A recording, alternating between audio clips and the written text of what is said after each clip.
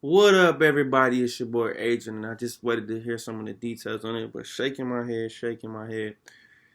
Michigan has agreed finally to a contract extension with Jim Harbaugh. He initially had 1 year left on the deal, and he's been talking about this since the season started. And finally, days before a lot of his assistant coaches' contracts set to expire, he finally signs a deal.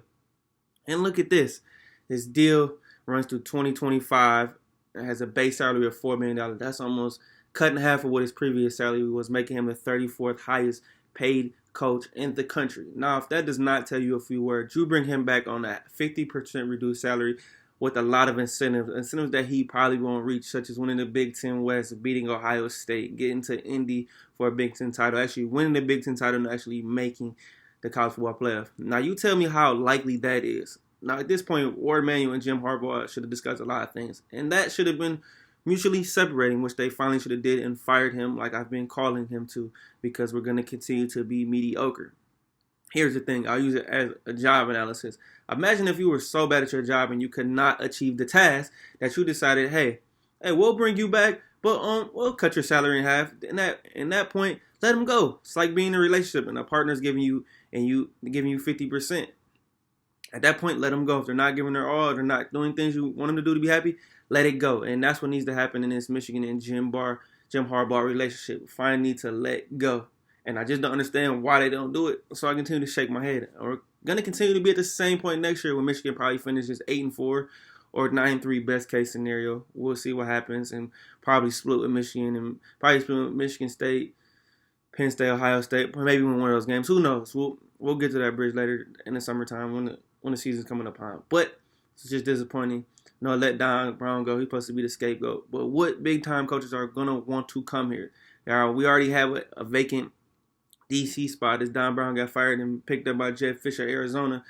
But it's been a lot of guys remember that I talked about in my last video. But the one guy I really wanted to see Michigan go after, and I thought about it shortly after, there was Marcus Freeman, the defensive coordinator at Cincinnati, who just got picked up by none other than Notre Dame. And Notre Dame had a hell of a defense last season. They lost their defensive coordinator to head coaching job at Vanderbilt. But those are things like that. No young hot coach coming up is going to want to take this job. I need somebody with a fresh face, with a lot of energy, a lot of intensity. But Jim Harbaugh continues to wear out everybody, and it's the same old sob story that we continue to preach over and over and over again.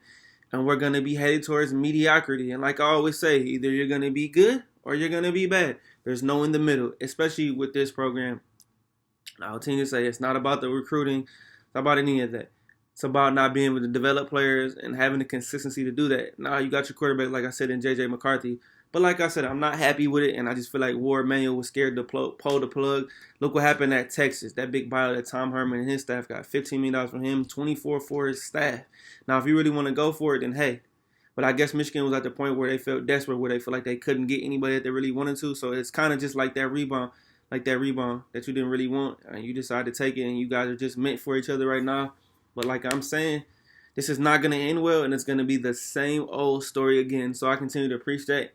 Like I said, when I finally seen the news yesterday, I was a little disappointed and not surprised, but it makes him the 34th highest paid coach in the country. That's not Big Ten championship material. That's not national championship material, and I'm just going to leave it at that. So at this point, a lot of the true Michigan fans are probably really just exhausted with it, and I am at this point. And as you can see the look on my face of frustration. But it's going to be another season of mediocrity, like I said, and continue to have good players and stuff. But this guy's got to go, man. I'm sorry. They thought he was the Messiah. They thought he would save everything. But when you're wrong, you're wrong. Just admit it for the fact. But a lot of people with big egos just in life can admit they're wrong. Ward Manuel can't. He's scared of Jim Harbaugh, and just because he was here, it doesn't mean anything.